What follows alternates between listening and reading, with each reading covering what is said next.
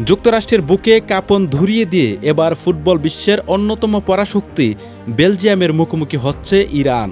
দশকের পর দশক ধরে যে জাতিকে ভাঙতে পারেনি পশ্চিমা বিশ্ব, যাদের ইমানি শক্তি আর আত্মমর্যাদার কাছে বারবার রাজনৈতিক ময়দানে পরাস্ত হয়েছে ওয়াশিংটন, সেই লড়াকু ইরান এবার বুক চিতিয়ে দাঁড়িয়েছে ফুটবল বিশ্বমঞ্চে।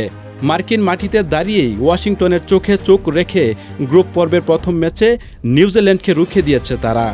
এবার গ্রুপ পর্বের দ্বিতীয় ম্যাচে মাঠে নামছে শক্তিশালী বেলজিয়ামের বিপক্ষে। ফুটবল বিশ্বকে রাজনীতির ঊর্ধ্বে রাখার কথা বলা হলেও 2026 বিশ্বকাপে ইরানের সাথে যে আচরণ করা হচ্ছে তা বিশ্ব ফুটবলের ইতিহাসে এক কলঙ্কজনক অধ্যায় হয়ে থাকবে।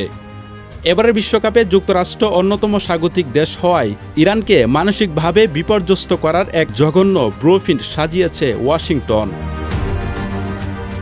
বিশ্বকাপ শুরুর আগে থেকে ইরান যেন অংশ নিতে না পারে সেজন্য নানা নিষেধাজ্ঞা ও প্রতিবন্ধকতা তৈরি করা হয়েছিল।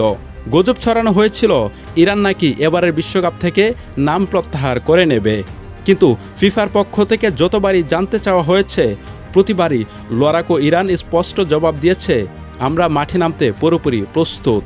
ফিফার নিয়ম অনুযায়ী সকল বাধা বিপত্তি পেরিয়ে ইরান যখন মূল মঞ্চে জায়গা করে নিল, ঠিক তখনই মার্কিন প্রশাসনের আড়ালে থাকা নোংরার বৈষম্য প্রকাশ্য রূপ পেল। মার্কিন টাস্ক ফোর্স নিয়ম করছে ইরানি ফুটবল দল ম্যাচের মাত্র একদিন আগে যুক্তরাষ্ট্রে প্রবেশ করতে পারবে। শুধু তাই নয়, খেলা শেষ হওয়ার মাত্র কয়েক ঘন্টার মধ্যে তাদের দেশ ছাড়তে বাধ্য করা হচ্ছে। ফুটবলারদের ম্যাচ পরবর্তী রিকভারির ন্যূনতম সুযোগ না দিয়ে ম্যাচ শেষেই পাঠিয়ে দেওয়া হচ্ছে মেক্সিকোর টিজুয়ান বর্ডার ক্যাম্পে। তবে যুক্তরাষ্ট্রের এই নির্মমতা এখানেই শেষ নয়। ইরানের প্রধান আলোকচিত্র এবং টেকনিক্যাল স্টাফ সহ 11 জন গুরুত্বপূর্ণ সদস্যকে ভিসাই দেয়নি মার্কিন প্রশাসন। আর তাতে চরম ক্ষোভ উগরে দিয়ে দলটির হেড কোচ আমির গুলাইনি বলছেন, ম্যাচ শেষ হতে না হতেই তারা আমাদের ঘাড় ধরে বের করে দিচ্ছে। লস অ্যাঞ্জেলেসের তীব্র গরমে দুপুর 12টার ম্যাচের সাথে মানিয়ে নেওয়ার জন্য অন্তত 2 দিন আগে ভেন্যুতে আসার যৌক্তিক দাবি জানিয়েছিল ইরান, কিন্তু মার্কিন প্রশাসন তাও নাকচ করে দিয়েছে। তবে ফুটবল মাঠের এই বন্দিশালা ভেঙে ইরান যেভাবে লড়াই করছে তা কেবল ফুটবল নয়, গোটা মুসলিম বিশ্বের সামনে সাম্রাজ্যবাদের বিরুদ্ধে রুখে দাঁড়ানোর এক অনন্য দৃষ্টান্ত।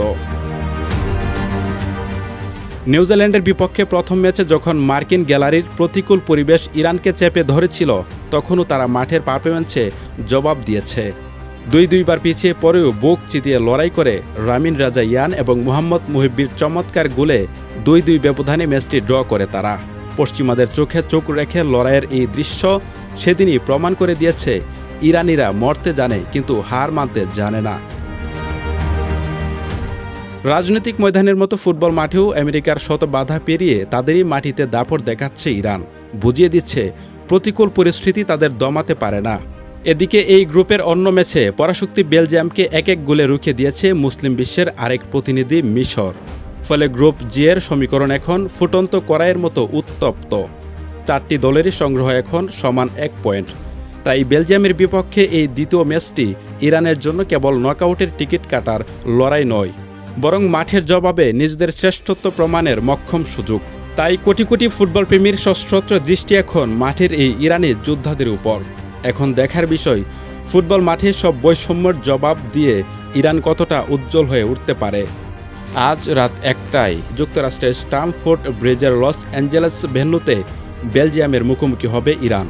আর সেখানে মাঠের লড়াইয়ে দেখা যাবে পার্সিয়ানরা শক্তির আসল রূপ।